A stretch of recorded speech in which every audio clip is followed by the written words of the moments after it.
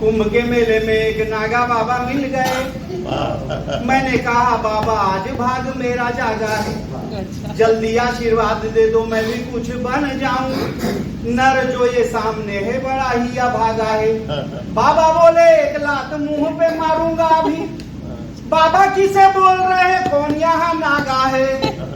मैं भी एक गृहस्थ हूँ जो नहाने गया था, पर एक चोर साला मेरे कपड़े में भागा। जिन दो लोगों ने साउंडलेस ताली बजाई, जी चाहता है उतर के इनके पैर छू लूं। तो ऐसे हाथ की बातें ऐसी होती है। मैं शायद मैं सुनाता हूँ। 16 लाइन की जरूरत नहीं, 4 लाइन में काम होगा। बतरस तो कार्यक्रम का नाम ही है, तो हम तो बतरस ही करते हैं और कार्यक्रम में कुछ करते नहीं। यहाँ पे सिर्फ कविताएं सुनाता हूँ। एक कविता सुनिए। एक सेठ जी मरणासन्न थे, अर्थात प्राण छोड़ रहे थे, और उनके 4 बेटे सिरहाने खड़े होकर 13वीं के खर्च का हिसाब जोड़ रहे। बड़ा बेटा बोला भैया अब एम्बुलेंस बुला लेनी चाहिए, कम खर्च में काम पड़ जाएगा, नहीं तो शव यात्रा निकालने के चक्कर में तो आधा बैंक बैलेंस निपट जाएगा।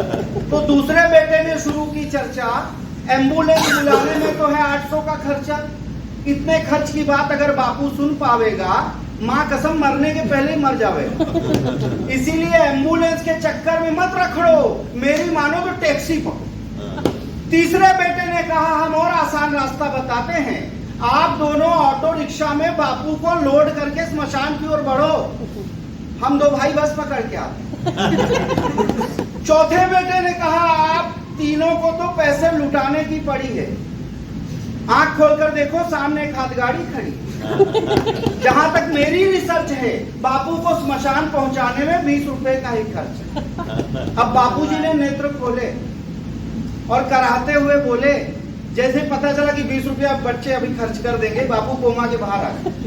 बापूजी ने नेत्र खोले और कराहते हुए बोले, नालायकों दुखदायकों, मैं जीवन भर एक एक पैसा दांतों से पकड़कर जिया और मैं मरा भी नहीं, तुम लोगों ने लुटाना शुरू कर दिया। मैं जीवन भर एक एक पैसा दांतों से पकड़कर जिया और मैं मरा भी नहीं, तुम लोगों ने लुटाना शुरू कर दिया। अरे पैसे बचाने के मामले में मैं आज भी तुम चारों के मुंह पे कालिक मलता हूँ। मेरी टोपी और छड़ी लाओ, मैं खुद धीरे धीरे स्मशान।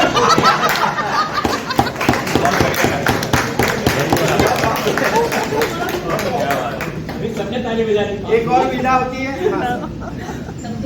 बहुत सारी विधाओं में हास्य रंग हो सकता है। एक विधा मेरी है जो मैं लिखता हूँ, जो अटल जी को बहुत नापसंद है।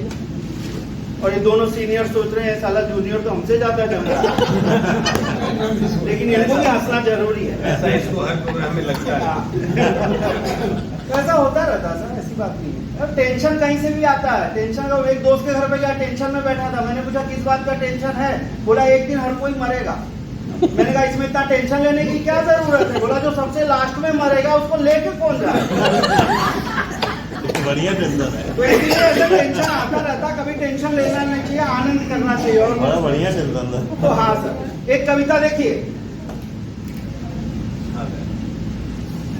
धीरे धीरे देश को चबाना है, हद से गुजर जाना है, देह खा के हड्डियां पचाना है, हद से गुजर जाना है।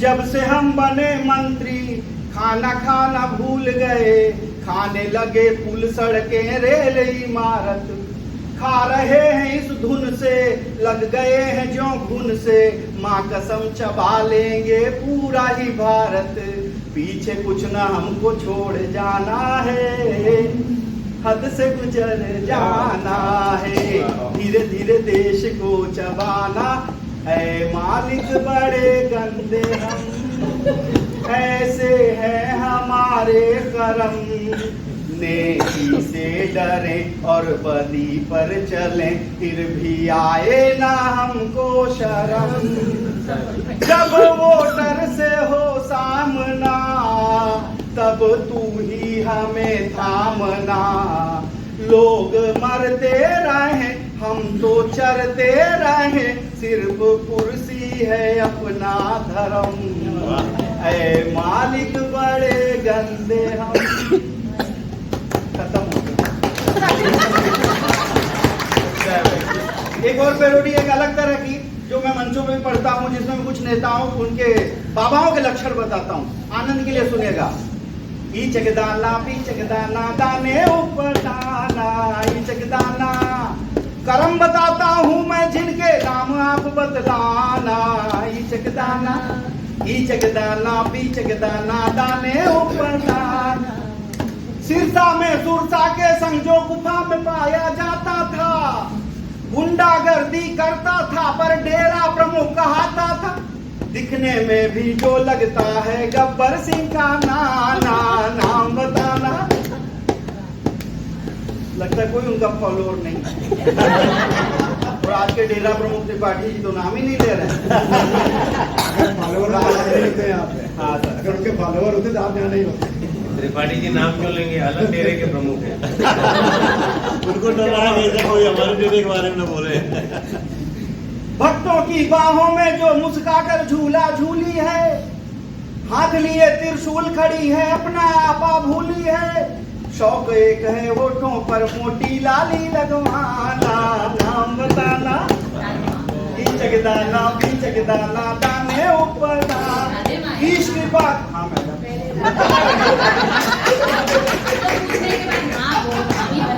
बिल्कुल सही बात। उसका कहना है कि नाम लेने में शर्म नहीं करनी शर्म चाहिए। नहीं करनी चाहिए, और कोई किसी का भी शर्म फॉलोअर हो करो। सकता है, उसमें शर्म क्या करना। फॉलो करने में शर्म करे, लेकिन नाम लेने में क्या शर्म। क्या? ईश कृपा का दावा करके जो कृपा बरसाता है, कभी समोसे खाने कहता चटनी कभी खिलाता है। शुद्ध चलाता है बिजनेस संतों का धर कर बहाना, नाम बताना। लक्ष्मी ने नाम बता दिया। क्या बात है। और निर्मल बाबा के पास एक आदमी क्या बोला, कृपा नहीं आ रही है। बोले अच्छा, वो तो अजीबोगरीब इलाज बताते हैं। बोले कवि सम्मेलन सुनते हो? बोले हाँ, महेश दुबे को सुना था, हाँ ताली बजाई थी, वही रुकी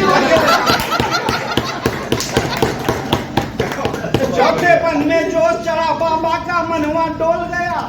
सेवादारों का जत्था बाबा की पोले खोल गया। अब बैठे पीसे चक्की और खाते जेल का खाना, नाम बताना।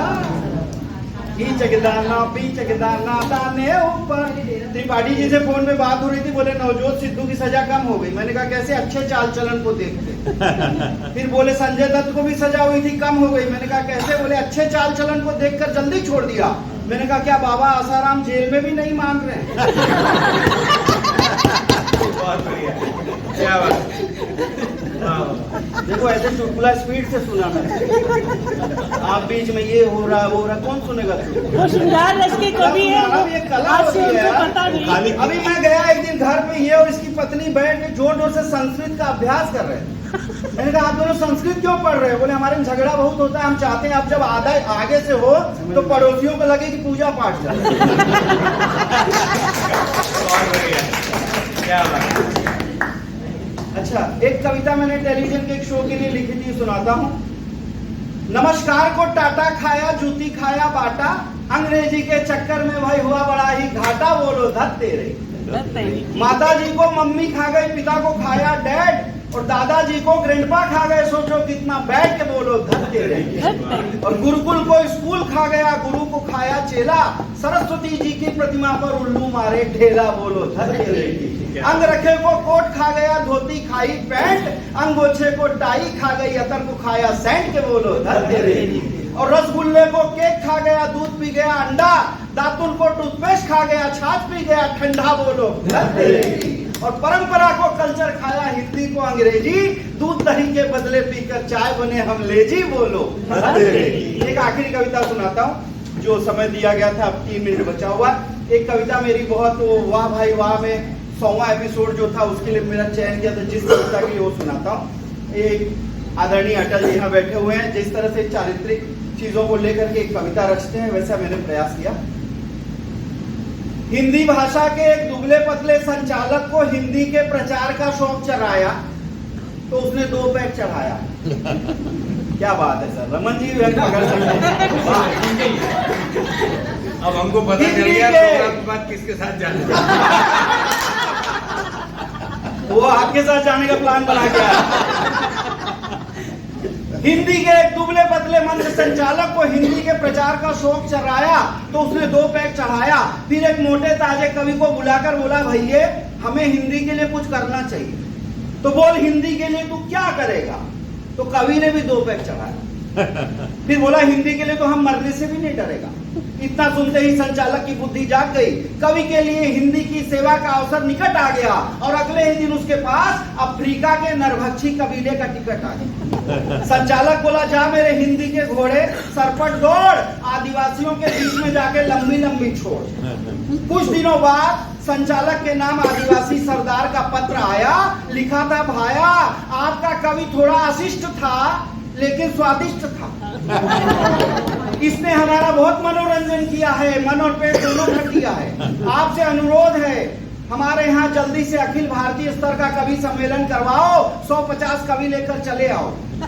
आने का भाड़ा भेज रहा हूं, जाने का काम ही नहीं पड़ेगा, क्योंकि कवि सम्मेलन के तुरंत बाद हर कवि देशी घी में कटेगा। कवियों से ये सेवा हम मुफ्त नहीं लेंगे, हर कवि के घर वालों को कवि के वजन जितनी स्वर्ण मुद्राएं देंगे। संचालक की पत्नी है पत्र पढ़कर फूट फूट कर रोने लगी, आंसुओं से तकिया भिगोने लगी। संचालक बोला, प्रिय तुम्हें मेरा इतना गम है? वो बोली, गम गया तेल लेने, मैं तो इसलिए रो रही हूँ तुम्हारा वजन कितना कम।